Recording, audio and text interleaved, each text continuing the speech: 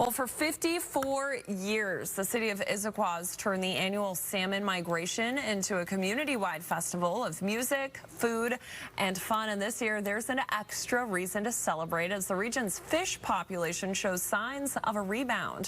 Fox 13's Nikki Torres in Issaquah now, live for us this morning where Salmon Days is happening.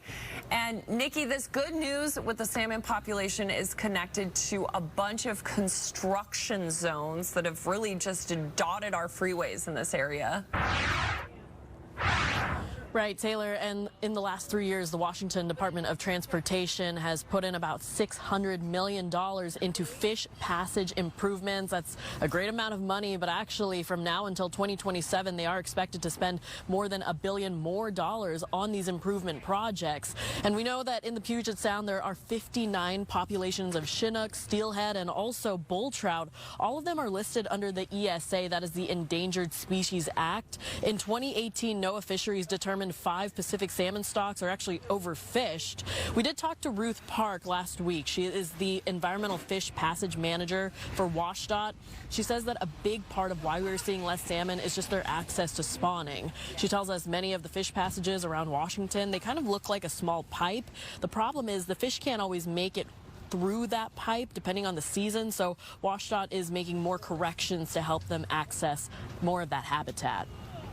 That's high enough for them to move through in the summer. The water might be coming at them too fast in the winter, so they can't get up the stream. And so our goal is to really take that smaller pipe.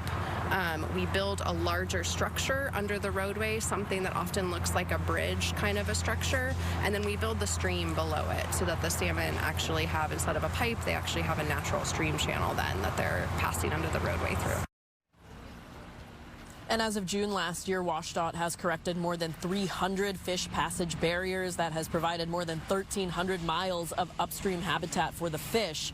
And whether you fish or not, salmon do affect everyone living in the Pacific Northwest. Domestic commercial fisheries, they create nearly 23,000 jobs in Washington. Salmon harvest alone is worth almost $14 million every year. And recreational fishing generates more than $1.5 billion in economic activity annually throughout the state. And Issaquah Salmon Days, they are on day 2. This is the last day for the event this weekend happening in Issaquah, right around the salmon hatchery. If you are from the Northwest, you know that this is a very Washington event where we learn more about the salmon as they return to the area. Annually about 2 tons worth.